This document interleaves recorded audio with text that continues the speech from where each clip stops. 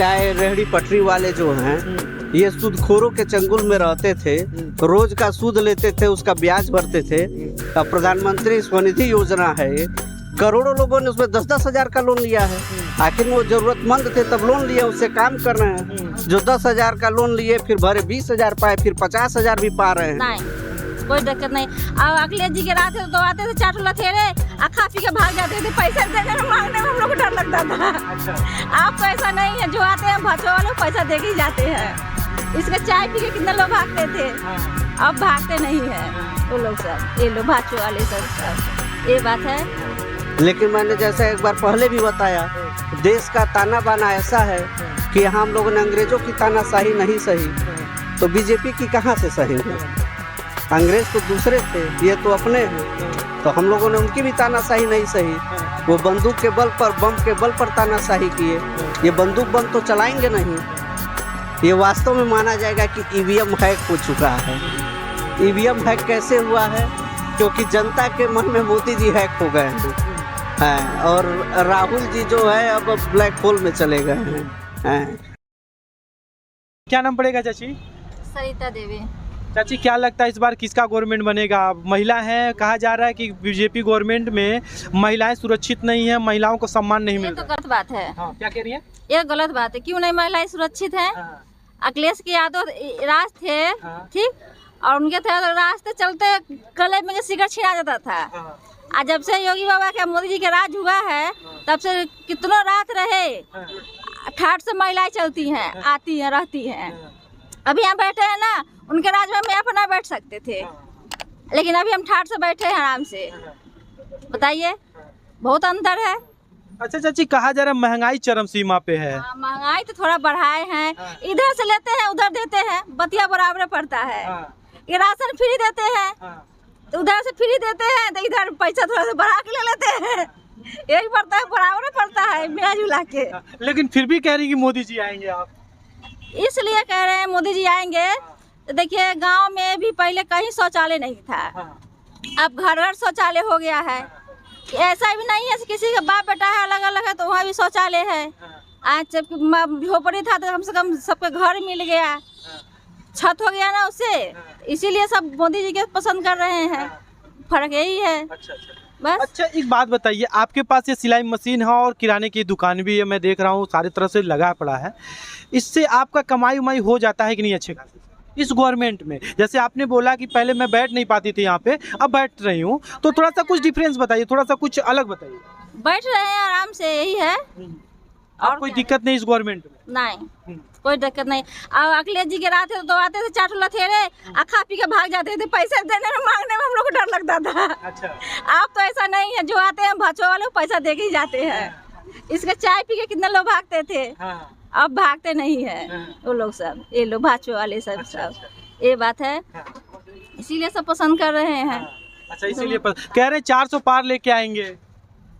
अब देखिए कितना आएगा, जैसे आए।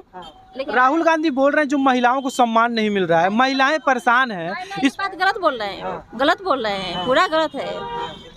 अब देखिए, इतना कॉलेज में मिल रहा है बच्चों सबके लैपटॉप, हर चीज यही घर पे ही ला रहे हैं ना, माँ बाप को बचत हो रहा है ना। तब तो कैसे अखिलेश राहुल जी बोल रहे हैं महिला सुरक्षित नहीं है?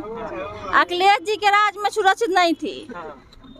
कितना जंगल में डर के मारे हम लोग कुछ भी नहीं जाते थे, लेकिन अब 7 बजे रहेंगे तब पर भी आ जाएंगे हम लोग। बहुत अंतर है। ठीक है चाची। भैया क्या नाम पड़ेगा आपका? क्या नाम पड़ेगा आपका? अभिषेक राव। भैया क्या लगता है इस बार जो केंद्र सरकार चल रही है, इस बार सरकार जो भारत मोदी सरकार का चल रहा है, 10 साल होने वाले, कैसा कार्यकाल है मोदी जी का? मोदी जी का कार्यकाल संतोषजनक ही है। अच्छा। लोग खुश भी हैं, कई लोग नाराज भी हैं।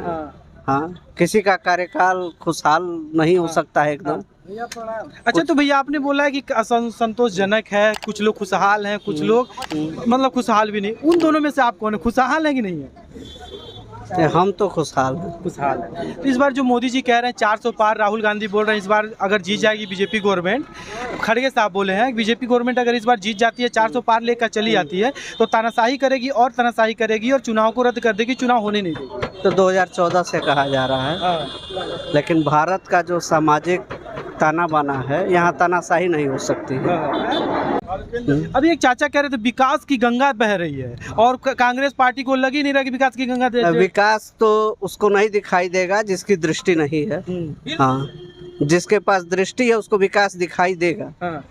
और लोग महसूस भी करते हैं, जो विपक्षी भी हैं वो भी महसूस करते हैं, हालांकि वो कह नहीं सकते हैं। उनका दर्द सब समझते हैं, उनका दर्द सब समझते हैं। तो 4-5 काम ऐसा जो बीजेपी गवर्नमेंट ने देश हित में काम किया। जहाँ हम खड़े हैं जिस सड़क पर, जब हम चलते हैं जहाँ पहुँचने में हमको 6 घंटे लगते थे, अब 2 से 3 घंटे लगते हैं।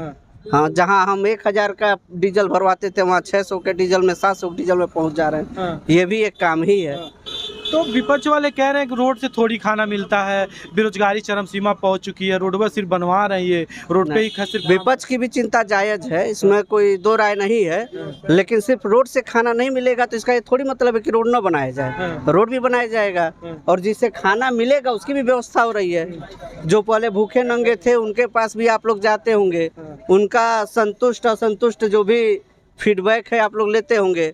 अब अधिकांश गरीब के पास जाइए, सब संतुष्ट हैं, उनके पास भोजन की व्यवस्था हो जा रही है, राशन पहुंच रहा है और सरकार की तमाम योजनाएं उनके पास लोन पहुंच रहा है। जो छोटी छोटी सरकार की योजनाएं हैं, जैसे ये चाय रेहड़ी पटरी वाले जो हैं, ये सूदखोरों के चंगुल में रहते थे, रोज का सूद लेते थे, उसका ब्याज भरते थे। अब प्रधानमंत्री स्वनिधि योजना है, करोड़ों लोगों ने उसमें 10-10 हजार का लोन लिया है। आखिर में वो जरूरतमंद थे तब लोन लिए, उससे काम कर रहे हैं। जो 10 हजार का लोन लिए फिर भरे 20 हजार पाए, फिर 50 हजार भी पा रहे हैं, तो उनका व्यवसाय व्यापार भी बढ़ रहा है। तो सरकार की अधिकांश योजनाएं हैं, योजनाएं किसी भी सरकार की अच्छी होती है, जनता के लिए ही लाई जाती हैं, चाहे भूत में लाई गई हो चाहे वर्तमान में लाई जा रही हो, योजनाएं हमेशा अच्छी होती हैं। उनका क्रियान्वयन कैसा है ये फर्क लाता है और भाजपा सरकार ने वो क्रियान्वयन करके दिखाया, बस यही फर्क है। कह तो रहे हैं बीजेपी वाले की जो उद्योगपतियों की सरकार है, सिर्फ बड़े बड़े लोगों की, ये अडानी अंबानी का और जो बगल के सबकी होती है, गरीबों की भी रहेगी, उद्योगपतियों की भी रहेगी। ये जहाज गुजर रहा है ये किसी उद्योगपति की है, लोग उसमें यात्रा कर रहे हैं, एयरलाइंस में लोग नौकरी भी कर रहे हैं। उद्योगपति ही तो रोजगार लाता है, उद्योगपति नहीं रहेगा तो देश फूले फलेगा कैसे? चाइना कैसे आगे बढ़ा? चाइना भी एक सोशलिस्ट इकोनॉमी था, फिर मिक्स्ड इकोनॉमी हुआ, एक बड़े बड़े उद्योगपति आए, अली बाबा से लेके तमाम लोग, वो चाइना की ग्रोथ स्टोरी का हिस्सा रहे। तो उद्योगपति भी जरूरी है। हाँ, तो कह रहे हैं कि इस बार जब चुनाव जीत जाएंगे ये, तो चुनाव खत्म कर देंगे, तानाशाही ला देंगे, सिर्फ तानाशाही करेंगे ये।